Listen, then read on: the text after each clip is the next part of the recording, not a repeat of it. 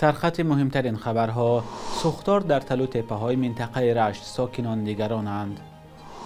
بحث گران بودن سوزشواری در فرودگاه دوشنبه، سفیر ترکیه بعضی جزئیات را نشر کرد. و نگرانی شهردار دوشنبه از تعلیم غیرقانونی دینی در پایتخت.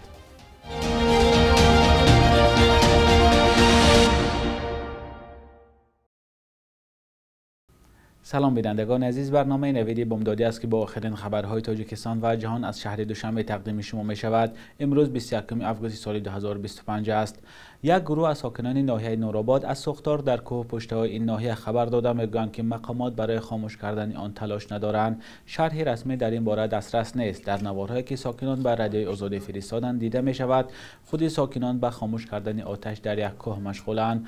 مؤلفان ویدیو گفتند که سوختار در نزدیکی دهه زاران ناحیه نورآباد رخ داده 4 روز است که دوام دارد. در اول این هفته ساکنان ناحیه رشت نیز از سوختار در تل و تپه‌ها خبر داده بودند. امینجان قربانزاده، یک مسئول خدمات آتش نشانی در ناحیه رشت، به خبرگزاری آزیا پلاس گفته است که سوختار در منطقه سریپول شهرک غرب و دره کمرآب ناحیه رشت روز 15 آگوست رخ داد. در حالی که ساکنان میگویند که سوختار تا حال ادامه دارد، مسئول اداره آتش نشانی گفته است که آتش را دوام 4 ساعت خاموش کردند. به گفته امینجان قربانزاده، سبب سوختار آتش بازی بوده. علنگه آتش حدود 10-12 هکتار زمین را فرا گرفت. در همین حال بعضی ساکنان ناحیه نورآباد و رشت و رادیوی آزادی شکایت کردند که در سوختارهای اخیر خوراک چارواهایشان نابود شد. سوختار در جنگل و تل و تپه‌های تاجیکستان در 2 ماه اخیر زیاد به نظر می رسد. از جمله چنین سوختار آخر ماه ایول در جنگل‌های ناحیه دوشتیج و یا سابق ناحیه غانچه رخ داد و ساکنان آن وقت هم مقامات را به کشاکاری متهم کردند. نمایندگان آژانسی جنگل این گونه دعواها را رد کرده میگویند که سوختار در جنگل‌های کشور 1-2 روز زیاد دوام نکرده است. طبق اطلاع رسمی در نیمه اولی سال روان 434 هکتار جنگل در تاجیکستان به کام آتش رفته است. سفیر ترکیه در تاجیکستان بعضی جزئیات فروش سوزشواری برای هواپیماها را در شهر دوشنبه نشر کرده بار دیگر تاکید کرده است که برای پایان بردن نرخ بلیط هواپیما باید سوزشواری ارزان‌تر شود. امود اجر، سفیر ترکیه، 20 آگوست در صفحه فیسبوکش نوشت شرکت ترکیه ترکیش ایرلاینز 1 تن سوزشواری را در فرودگاه دوشنبه $1780 می‌خرد. این در حالی است که با گفته سفیر شرکت تاجیکستانی سامان ایر برای هر تن سوزشواری در استانبول همگی $930 می‌پردازد. امود اجر با نشر این آمار نوشته است که اگر نرخ سوزشواری آویاسیونی پایین رود، نرخ چپتای هواپیما نیز پایین خواهد رفت. در این هفته این بار دوم است که سفیر ترکیه مسئله گران بودن نرخ سوزشواری هواپیماها را در شهر دوشنبه می‌بردارد. امود اجر 19 آگوست در صفحه‌اش در فیسبوک نوشته بود در دوشنبه در حال حاضر گرانترین سوزشواری در جهان فروخته می شود که به نرخ بلیط هواپیما تاثیر می رساند. مقامات تاجیکستان به این حرف‌های سفیر ترکیه یگان واکنش نکردند. نمایندگان شرکت تامین سوزشواری هواپیما در تاجیکستان پیشتر گفته بودند که سوزشواری وارداتی است و برای همین نرخش گران می باشد. با گزارش رسانه‌های محلی تاجیکستان، واردات سوخت هواپیما به تاجیکستان در اختیار شرکت تامینات سوزشواری است. مالکان این شرکت معلوم نیستند. رستم امامعلی، شهردار دوشنبه و رئیس مجلس ملی، از تعلیم غیرقانونی دینی در پایتخت اظهار نگرانی کرده است. به گزارش رسانه‌های رسمی، شهردار دوشنبه 19 آگوست در واخری با نمایندگان مقامات حفظ حقوق و دادرس‌ها گفته است 80% آنهایی که غیرقانونی تعلیم دینی گرفتند جوانان تا 30 ساله میباشند. اما در اطلاعیه رسمی شماره این افراد ذکر نشده است و هم گفته نشده است که برای غیرقانونی تعلیم دینی دادن چند کس جزا گرفت. موافق قانونگذاری تاجیکستان، گرفتن تعلیم دینی تنها در مؤسسه‌های رسمی و نزد والدین اجازت است. در تاجیکستان گرفتن تعلیم رسمی دینی تنها در دانشکده اسلامی در شهر دوشنبه امکان پذیر است که شماره دانشجویان آن هم خیلی کم است. تقریبا همه مدرسه‌هایی که در پایتخت و دیگر منطقه‌های تاجیکستان در گذشته فعال بودند، سالها پیش با دلیل اجازه دریافت نکردن از وزارت معارف بسته شدند. سازمان‌های حامی حقوق بارها حکومت تاجیکستان را برای محدود کردن آزادی‌های دینی تنقید می‌کنند.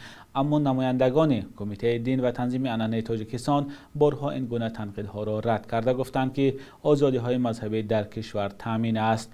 خبرنگاران بارها در نشست‌های خبری کمیته دین و تنظیم عنعنه پرسیدند که وقتی همه مکتب‌های دینی یا به اصطلاح مدرسه‌ها بسته شدند مردم در کجا رسما تعلیم دینی بگیرند؟ پاسخ نمایندگان کمیته دین به این سوال ناروشن بوده است. نیروهای روسیه شب 19 و 20 اوگوست به ولایت‌های سومی و ادسای اوکراین با پهپاد یا هواپیماهای بی‌سرنشین ضربه زدند. مقامات اوکراین گفتند که در شهر اختیرکا در جنوب سومی 14 کس زخمی شده است. در میان آنها 3 کودک نیز هست. چند منزل استقامتی نیز آسیب دید. در ولایت ادسا به زیربنیادهای بندری اسماعیل حمله شده است. ارتش اوکراین گفت که نیروهای روسیه در شبانه روز گذشته به قلمرو این کشور 93 هواپیمای بی‌سرنشین و 2 موشک دورپرواز اسکندر سر دادند. به اطلاع جانب اوکراین 1 موشک و 62 هواپیمای بی‌سرنشین سرنگون کرده شد. در ولایت ختلان اکادمی فوتبال حاصلات فعال شده است که به نورسان فوتبال می‌آموزاند. در مکتب فوتبال حاصلات کودکان از 5 ساله بالا را می‌پذیرند. مسئولانش امید دارند که بازیگران خوبی را تربیت خواهند کرد. ادامه موضوع در گزارش همکارم محمود جان رحمتزاده. امین صبحانی از ایران آمده است تا نورسان را در ناحیه فرخار به فوتبال آماده کند. او مربی اکادمی حاصلات است. مکتب کمیافتی فوتبال در ولایت ختلان. درهای این اکادمی برای همه هوی هست. هر کس خواهش داره بیاد. اینجا ما از نظر تئوری، از نظر دیسیپلین، انتظام، فوتبال، تاکتیک ما انشالله درس‌های نظریه‌ای داریم. کار عملی تاکتیک در میدان داریم. در مکتب فوتبال حاصلات کودکانی از 5 ساله بالا را می‌پذیرند. مسئولانش امید دارند که بازیگران خوبی را تربیت خواهند کرد. در آینده بازیکن‌های خوب، فوتبالیست‌های خوب برای ناحیه فرخار، برای تیم حاصلات، کلوب حاصلات فرخار ما بتونیم تربیت بکنیم. حالا نمایندگان اکادمی حاصلات در هر دهه ناحیه فرخار نورسان بالای قدر را می‌جویند. در روز اول 54 کودک داوطلب شدند. قرار است در مرکز ناحیه برای مکتب فوتبال یک بینای 3 آشیانه سازند و آن هم با کمک یک صاحبکار. اکادمی شد ما ساختمان رفته ایستاده است که شما دیدید یک صاحبکار روز دیگه مغازه میساختگی بود. ما محترم نماینده حکومت جمهوری تاجیکستان که مصلحت کردیم صاحبکار هم روزی شدن. ما کم تا روزی مبلغام بر زیادتی اجرا که شد اجازت میشد وزارت مالیه ما میخریم همون اکادمی میسازیم. 3 ایتاش هم بود خرید. پیش از این دسته روشن کلوب نیت داشت مکتب فوتبال تأسیس دهد. منابع رادیو آزادی گفتند که دسته مکانی خوب نیافت و بنابراین اجرای تصمیمش به تأخیر افتاد. سالهای اخیر به فوتبال در تاجیکستان توجه بیشتر شده است، اما با وجود بعضی کامیابی هنوز هم دسته های کشور در سبقت های مهم دست چندان بالایی ندارند. مدیریت دسته های فوتبال و امکانات مادی و فنی از دشواری های فوتبال در تاجیکستان نامبر می شود. حالا امین صبحانی و اکادمی حاصلات می خواهد کودکان شوقمند فوتبال را از دهه های دور در یک جا گرد آورند تا در آینده دسته های فوتبال را در منطقه و جمهوری پر کنند. ولی معلوم نیست این نقشه آنها تا کجا اجرا شونده است.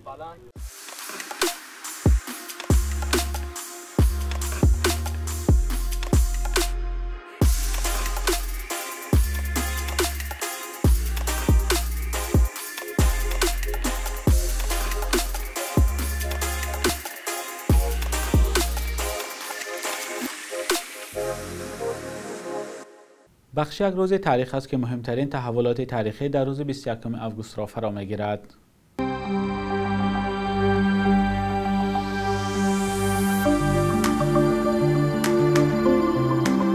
21 августи соли 1991 аз як талоши табаддулоти давлатӣ пешгирӣ шуд ки дар таърих бо номи ГКЧП монд. 19 августи он сол гурӯҳи раҳбарони ҳизби таҳти сарварии ноиб президенти СССР Геннадий Янаев ба ҳабси хонагии президенти ин кишвар Михаил Горбачёв дар осоишгоҳи фароси Қрим дастур доданд ва хостанд ҷилави давлатдориро ба дасти худ гиранд. Талоши табаддулоти давлатӣ ба хотири ҳифзи иттиҳоди шӯравӣ бенатиҷа буд, чун аҳолӣ онро пуштибонӣ накард ва ниҳоят моҳи декабри соли 1991 СССР расман пош хӯрд.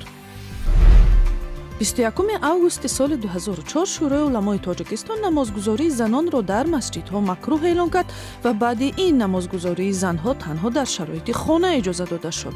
мухолифон гуфтанд чунин қарор хилоф бо қонунҳои шаҳрвандӣ башарӣ ва мазҳабӣ мебошад, чун ҳаққи ибодату намозхонӣ барои ҳама аъзои ҷомеа озод аст. 21 августи соли 2008 дар бозиҳои тобистонаи олимпӣ дар Пекин гӯштигири Юсуф Абдусаломов нахустин медали нуқраи бозиҳои олимпиро дар таърихи истиқлолияти Тоҷикистон ба даст овард. Абдусаломов соли 1977 дар ҷумҳурии Доғистони Федератсияи Русия таваллуд шуда Тоҷикистонро дар мусобиқаҳои бонуфуз намояндагӣ кардааст. صبح امروز در بانک تجارتی تاجیکستان 1000 روبل روسیه به 115 سومان برابر از 100 دلار آمریکایی باشد تا 935 سومان ارزش دارد. قرب رسمی بانک ملی تاجیکستان برای امروز 21 آگوست چنین تعیین شده است.